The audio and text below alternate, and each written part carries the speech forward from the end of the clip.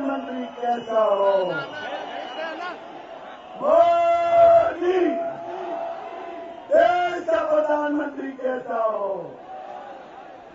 देश का प्रधानमंत्री कैसा हो। भावी भारत प्रधानमंत्री गौरवनीय नरेंद्र मोदी गारू యువ ఉదయాల నరేంద్ర మోడీ గారు రావడం జరిగింది. వారికి నిజామాబాద్ జిల్లా ప్రజల స్వాగతం చెప్తూ వారికి నిజామాబాద్ జిల్లాలో మారుమూల గ్రామం నుండి గర్భ గ్రామం నుండి అశంకంగా ప్రజలందరి తరఫున కూడా వారికి స్వాగతం చెప్తూ ఇప్పుడు వారిని బీజేపీ శాసనసభ నాయకులు పార్లమెంట్ అభ్యర్థి గౌరవనీయులు కేంద్ర లక్ష్మణ్ గారు సాలతో సంబంధించినంతగా కోరుతా ఉన్నాను. అదేవిధంగా ఈరోజు భారతీయ జనతా పార్టీలో ఈ జిల్లాలో 3 సార్లు పార్లమెంట్ సభ్యుడిగా పనిచేసి 3 సార్లు గెలిచినటువంటి కేశవల్ గంగారెడ్డి గారు నరేంద్ర మోడీ గారి సమక్షంలో ఈరోజు భారతీయ జనతా పార్టీ చేస్తున్నారు. వారికి కండలపై ఆహ్వానించాలని కోరుతున్నాం, ఆహ్వానించాల్సిందిగా కోరుతా ఉన్నాను. లక్ష్మణ గారిని నరేంద్ర మోడీ గారిని సన్మానించాలని కోరుతున్నాను.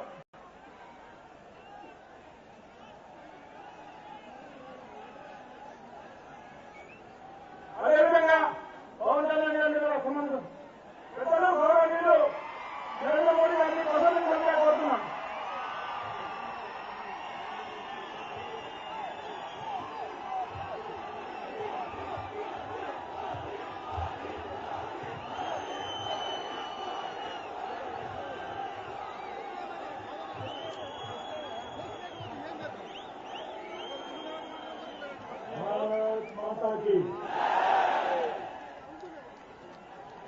भारत माता की मंच पर विराजमान तेलंगाना भारतीय जनता पार्टी के अध्यक्ष श्री किशन रेड्डी गारू, मेरे मित्र श्रीमान पवन कल्याण जी, यहां भारतीय जनता पार्टी के उम्मीदवार श्री ई लक्ष्मण नारायण जी, मंच पर विराजमान सभी वरिष्ठ महानुभाव और विशाल संख्या में पधारे हुए भारत के भाग्य विधाता मेरे भाई और बहनों,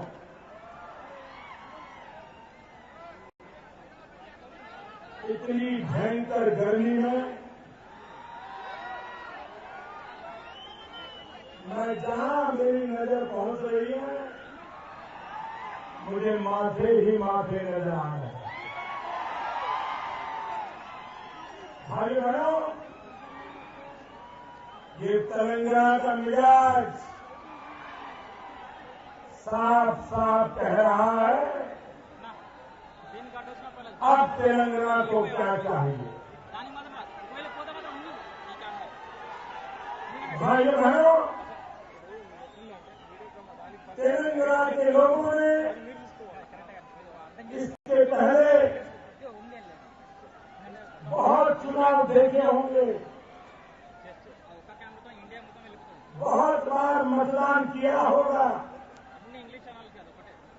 बहुत बार सरकारें चुनी होगी, लेकिन तेलंगाना के लिए ये चुनाव सामान्य चुनाव नहीं है।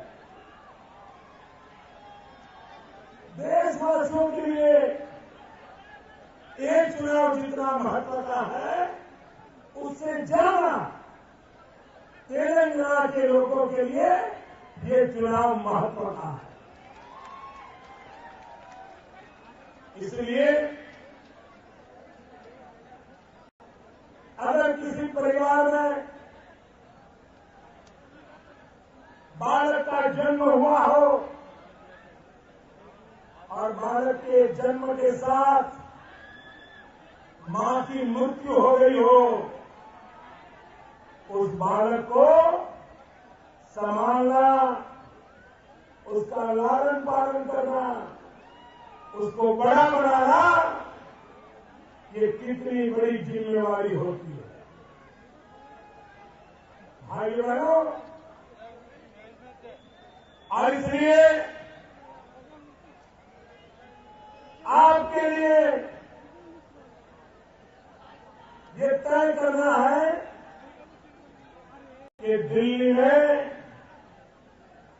कैसी सरकार चाहिए।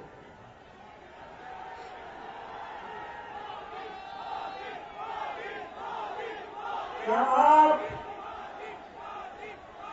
उन लोगों को बिठाना चाहते हो जिन्होंने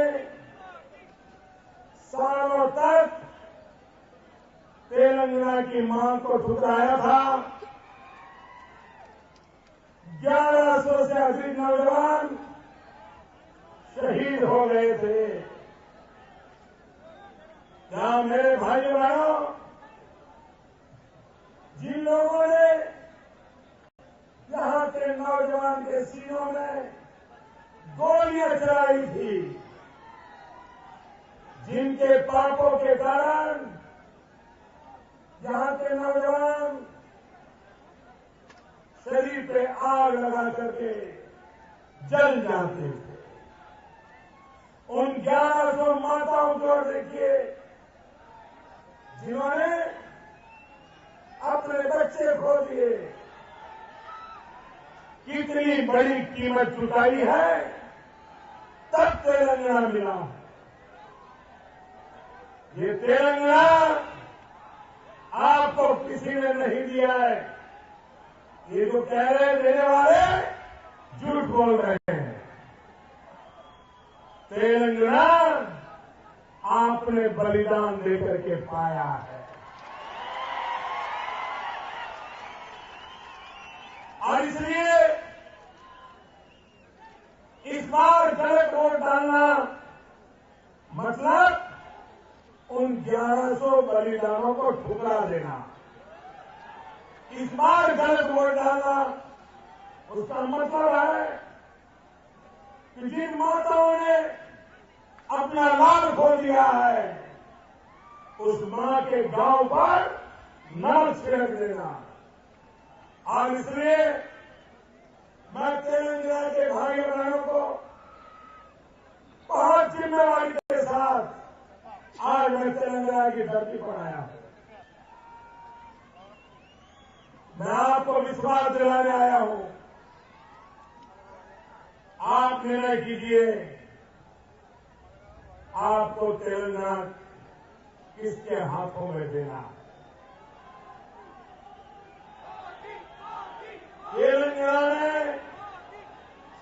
तेलंगाना में कोई भी सरकार बन जाए, इससे बात पूरी नहीं होगी जब तक तेलंगाना को संभालने वाला, तेलंगाना का लालन पालन करने वाला, एक छोटे बालक को मां की तरह प्यार देने वाला, उसकी सब चिंता करने वाला अगर दिल्ली में नहीं कोई आया तो तेलंगाना का क्या होगा, मुझे चिंता सता रही है। भाई बहनों, मैं आज आपके पास आया हूं तेलंगाना के भविष्य की जिम्मेवारी लेने के लिए। निर्णय आपको करना है कि आप तेलंगाना का भविष्य ऐसे हाथों में देना चाहते हो जो आने वाले 5 साल में तेलंगाना को अपने पैरों पर खड़ा कर दे, तेलंगाना की समस्याओं का समाधान कर दे। भाई बहनों, नशे पर लीटी दौड़ने से तेलंगाना का भाग्य नहीं बनता है। तेलंगाना का भाग्य बनेगा यहां के हर नौजवान के हाथ में भविष्य की रेखा बनाएंगे, तब बनने वाला है। कांग्रेस पार्टी ने नक्शे पर लकीर बनाई है, मैं आपके हाथ में भाग्य की लकीर बनाने आया हूं। और इसलिए मेरे भाई बहनों,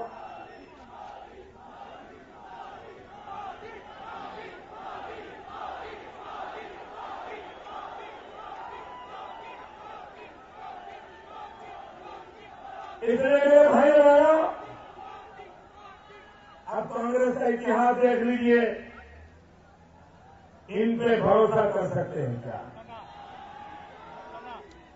याद कीजिए, कांग्रेस के उस अहंकार को याद कीजिए। जब इंदिरा गांधी की सरकार थी और उनके बेटे राजीव गांधी कांग्रेस पार्टी के नवेले महामंत्री थे, वो कांग्रेस पार्टी के महामंत्री होने के सिवा कुछ नहीं थे, सरकार में कुछ नहीं थे, और वो हैदराबाद आए थे और आंध्र के उस समय के मुख्यमंत्री दलित मां के बेटे अंजय्या जी को एयरपोर्ट पर अपमानित करने का पाप ये कांग्रेस के राहुल बाबा के पिताजी ने किया था। एक अंजय्या जी का अपमान करके कांग्रेस पार्टी ने पूरा आंध्र खो दिया था। भाइयों बहनों, उसी परिवार की छाती पर पैर रख करके आंध्र का एक लाल इस परिवार की अनिच्छा के बावजूद भी देश का प्रधानमंत्री बना था। नरसिम्हा राव देश के प्रधानमंत्री बने थे, आंध्र की भूमि से आए थे और देश उनके कार्यकाल को अच्छा मानता। लेकिन ये परिवार जिसके दिल दिमाग में आंध्र हो या तेलंगाना हो, इसके प्रति एक भयंकर नफरत पड़ी हुई है। इसके कारण आज भी नरसिम्हा राव की मृत्यु के इतने साल के बावजूद भी नरसिम्हा राव के जन्मदिन या मृत्यु तिथि पे ये फूल चढ़ाने के लिए भी जाते नहीं। 10 साल से इनकी सरकार है, सैकड़ों योजनाएं बनाई, लेकिन हिंदुस्तान के किसी राज्य में नरसिम्हा राव का नामो निशान इस परिवार ने मिटा दिया। जिस परिवार को आंध्र के प्रति इतनी नफरत हो, जिस परिवार को तोड़ो और राज करो की नीति के तहत मजबूरन यहां के नौजवानों के बलिदान के कारण तेलंगाना स्वीकार करना पड़ा है, उन पर कभी भरोसा मत करना भाइयों। और इसलिए आज तेलंगाना को अपने भविष्य की मजबूत नींव डालने के लिए चुनाव है। आप मुझे कहिए, दिल्ली में कांग्रेस की सरकार है, दुनिया के देशों में संबंध बनाने का काम भारत सरकार का है। मेरे तेलंगाना से लाखों नौजवान मजदूर के रूप में गल्फ की कंट्री में जाते हैं, गल्फ की कंट्री में जाते हैं। कोई मुझे बताएं, हमारे यहां के नौजवान जो गल्फ में जाकर के मजदूरी करते हैं, क्या उनकी जिंदगी सलामत है? क्या उनके जीवन की सुरक्षा है? क्या उनके मेहनत का दाम मिलता है? ये गल्फ में जाने वाले मेरे तेलंगाना के नौजवानों का अधिकारों की रक्षा कौन करेगा? अगर दिल्ली सरकार नहीं करेगी तो जिम्मा किसका होगा? भाइयों बहनों, ये तेलंगाना के नौजवान कि मेरे अपने भाई हैं, इनकी चिंता करना ये दिल्ली सरकार का दायित्व है। एक बार आप दिल्ली में भारी बहुमत से भाजपा की सरकार बनाइए, मैं आपकी समस्या का समाधान करके दूंगा। सर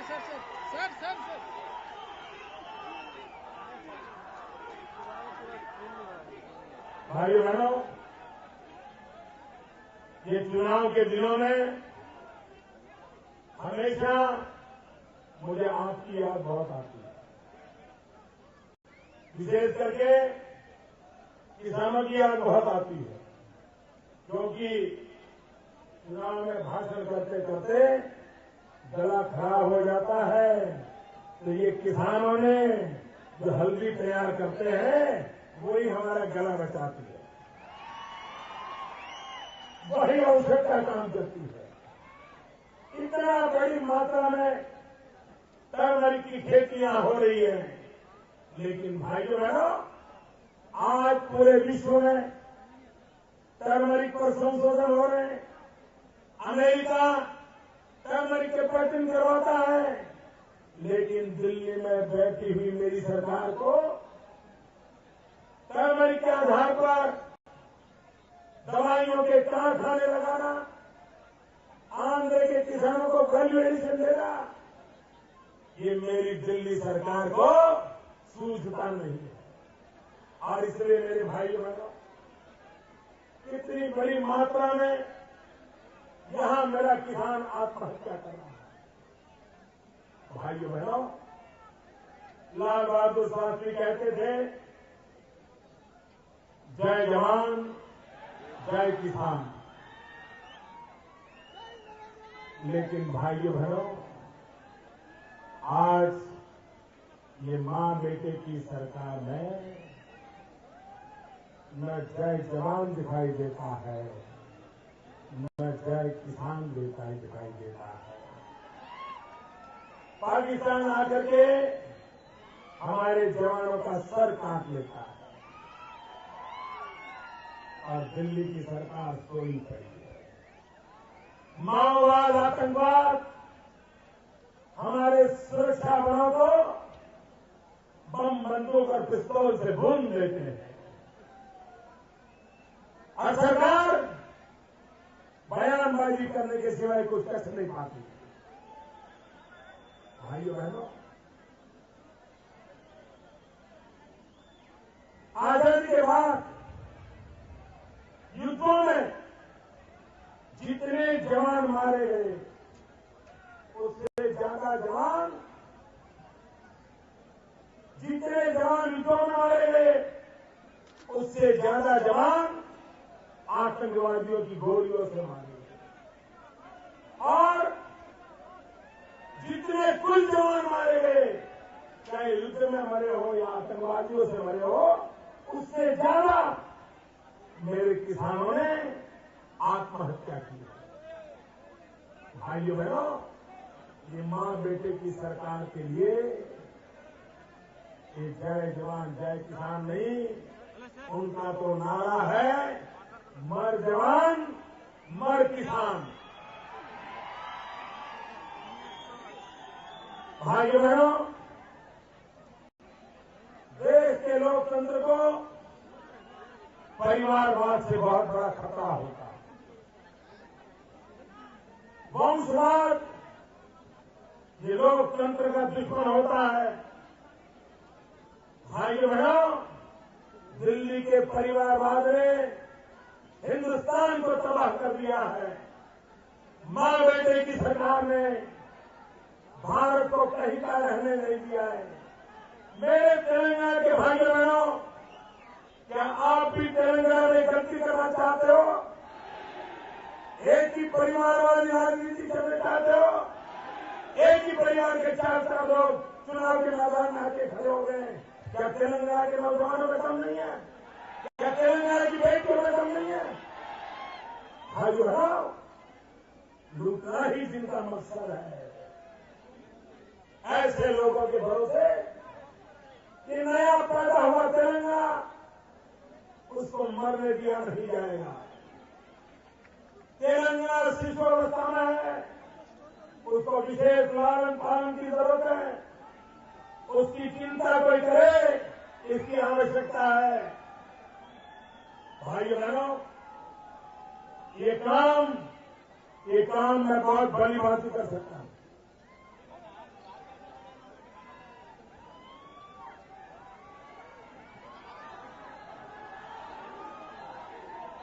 ये काम मैं भली भांति कर सकता हूं। इसका कारण है मैं बेवजह नहीं कह रहा हूं। इसका कारण है कि तेलंगाना से 3 लाख से ज्यादा लोग मेरे सूरत में रहते हैं और मैं इनको संभालता हूं, उनका लालन पालन करता हूं, उनको गौरव देता हूं।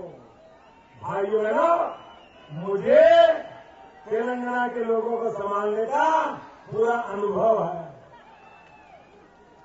और इसलिए दिल्ली में भाजपा की सरकार बनाइए, तेलंगाना में भाजपा को अवसर दीजिए, तेलंगाना में भाजपा की सरकार हो, दिल्ली में भाजपा की सरकार हो, आपके तो दोनों हाथ में लड्डू आ जाएंगे।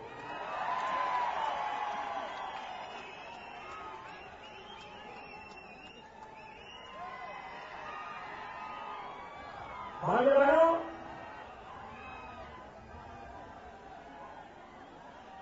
जब तेलंगाना की रचना का निर्णय आया, उस समय मेरे मन में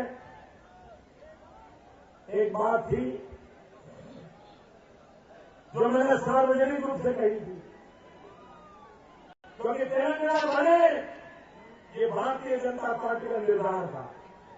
ये बात हमने कभी छुपाई नहीं थी, हम डंके की चोट पर कहते थे। लेकिन कांग्रेस पार्टी ने जिस प्रकार से इस सारे काम को किया, उसके कारण मैंने उस दिन कहा था, ये कांग्रेस पार्टी ऐसी डॉक्टर है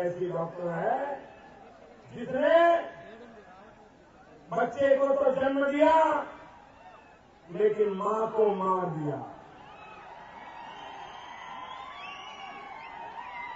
और जो मां मैं कहता हूं, वो मां तेलंगाना स्पिरिट है, वो मां तेलुगु का स्पिरिट है, तेलुगु भाषा है, तेलुगु कल्चर है, तेलुगु परंपरा है। ये हमारी मां है। सीमांध्र हो या तेलंगाना, तेलुगु हमारी मां है। कांग्रेस ने उस मां को मारा है। बेटे को जन्म देना खुशी की बात है, लेकिन मां को मार करके बेटे को बड़ा नहीं किया जा सकता। और इसलिए मेरे भाइयों बहनों, मैं बड़ी चिंता में था कि तेलुगु स्पिरिट को कैसे बचाया जाए। तेलंगाना भी आगे बढ़े, सीमांध्र भी आगे बढ़े, लेकिन तेलुगु स्पिरिट को कोई आंच नहीं आनी चाहिए। ये जब मैं उलझन में था, मेरे दिल की बात बताता हूं, मैं चिंता में था। उस समय एक दिन पवन कल्याण मेरे पास है। मैं अपना बताता हूं, मैं दिल से बोलना चाहता हूं दोस्तों, राजनीति एक तरफ है, पवन की बातों ने मेरे दिल को छू लिया। और तब मेरी आत्मा कह रही थी, अगर मेरे देश में पवन जैसे नौजवान है तो तेलुगु स्पिरिट मर नहीं सकता, तेलुगु स्पिरिट मर नहीं सकता।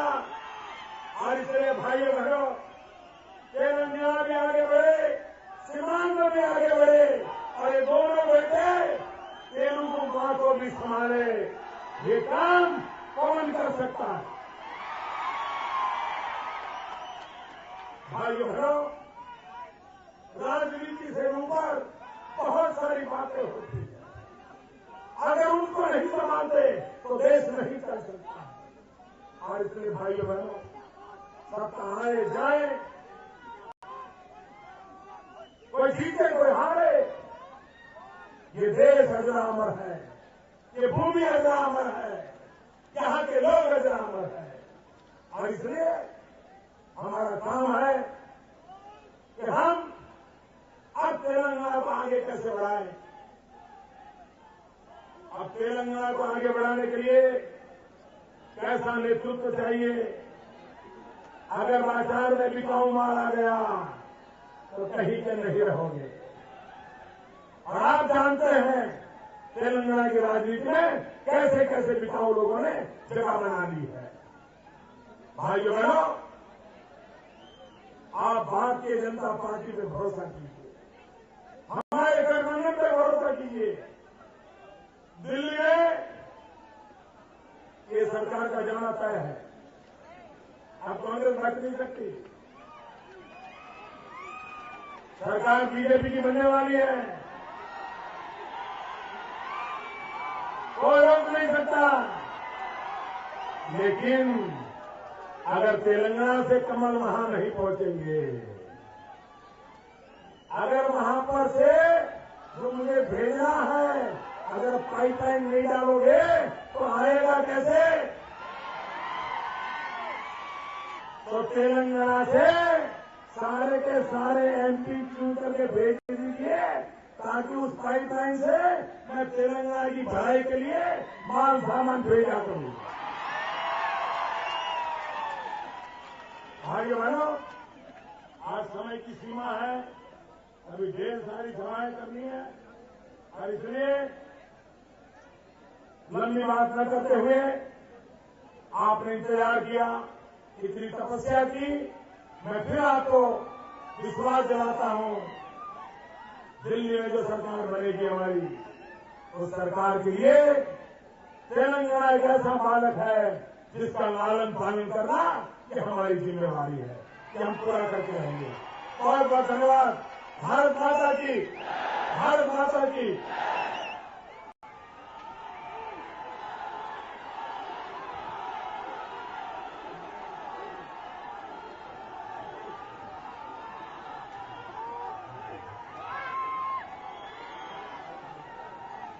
सर नीचे हो गए।